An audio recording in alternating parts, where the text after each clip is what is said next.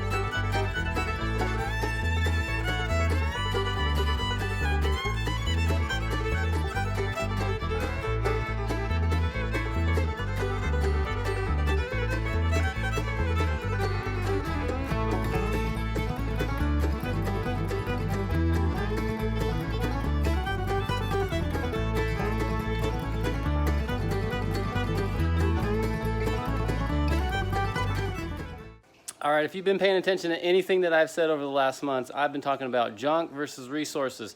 And I don't even know, a couple years ago, we had some friends come over and they just dropped off this old vinyl fencing. And when they dropped it off, I was like, man, what am I gonna do with this junk? And whatever, we respectfully took it because we had all kinds of projects going on at the time. And it was like, well, whatever, we'll figure out something to use for it, right? Well, anyway, I cleaned up the area over by the barn a little while back because the tree trimmers were here, and then I got consolidated everything, got everything organized. I got this in the front and center of my mind because now it's organized and it's in a spot where I can see it. And I'm like running around the property thinking, what can I use for this? Because I gotta use something to brace this up. And I see that stuff and I'm like, that's perfect. So I've had it for, I don't know, God knows, 15 years, and I'm finally using it. But it's a resource. That's what I'm getting at. I've turned junk into a resource. These are PVC trellises, and we came across that idea years ago, and when we did it, we did it in like a regular garden, and I was like, man, this was a waste of time. It didn't work out very good. It wasn't efficient, I thought, but we held on to them. And then a couple years ago, I did the aquaponics system up here. I had this aquaponics going a couple years back. Right now, it needs to be broken down, and I need to like totally redo this thing. I want to revamp it, build it bigger and better. Like I had a cucumber here, and then I had the PVC trellises on the side, and I just vined it, made it go where I wanted it to go. It was amazing. It was like the best cucumber plant I ever had. It grew beyond belief in this thing. And it really, when it comes down to it, this is the type of system that I should be growing cucumbers and tomatoes in. I need something with a substrate. So that's why I'm saying it's going to be difficult. It's going to be challenging growing this stuff in the deep water culture system that I have over there. That's what that is. This is your media bed system. This is the smart way to do it. But I don't have that system up and running at this point. I have the deep water culture system. So instead of being smart, I'm being innovative. But this type of innovation leads to, you never know what this might lead to. I know it's kind of hokey, but this sort of stuff leads to brilliant ideas later on down the road once I make mistakes and figure out what I'm doing wrong. And maybe it would be smart to like do some type of wall here or something, but I don't want to block this thing off. This is blocking things off enough. This is creating enough of a cumbersome type of thing to have to walk around in here. Anyway, it is what it is. What I'm ultimately trying to do here is suck up as many nutrients as possible out of this system. And these tomatoes and cucumbers are gonna do a lot. The lettuce only takes up so much nitrate. I produce more nitrate than I have plants that take it in. So these will help out tremendously, especially since I don't have anything really going in here. It's gonna be a while before I get this kind of back to normal. Now what I've got going here is I am trying to reduce as much as possible the sun to water contact. So all these pots here, they're just empty. They're just there to cover up sun exposure. That's all that is for. And all these other pieces of styrofoam, it's just the same thing. Just try and minimize sun exposure. So what I've got going here, and this is where the problem's gonna come in, is I've got the roots in there, and what's gonna have to happen is I'm gonna have to keep tabs on this. I will have to move this at so much and get in here and get these roots and make sure that the roots, you know, I mean, look at this right now. That looks like nothing, but I'm telling you, I promise you guys, if I don't keep on top of this thing, these roots will be like 6 feet tall. I've seen it before, it's happened before. I know what I'm talking about right now. These roots will go from here all the way down to there, to the outlet pipe, and clog the outlet pipe if I do not stay on top of this. So what I'm going to do as this thing grows, I'm thinking like a man bun. I'm gonna get the roots and just kind of twirl it upon itself. I'm gonna have to keep doing that to keep control over this thing. So for now, I'm just gonna try and get these things going on this trellis as best I can. I'm gonna really have to stay on top of this as far as pruning it and whatnot. But all these are volunteer tomato plants. These are just branches that I got when I was doing the bottom pruning.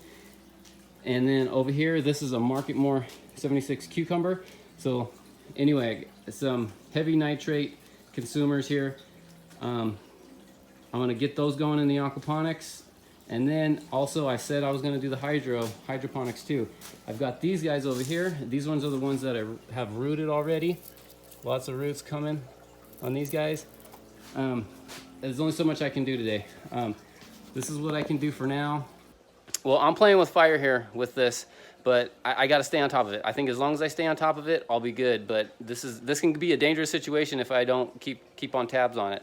So at this point, my day's done, guys. Farmer G's got to clock out and Dad's got to clock in. So thanks for checking in with me, and I'll see you tomorrow.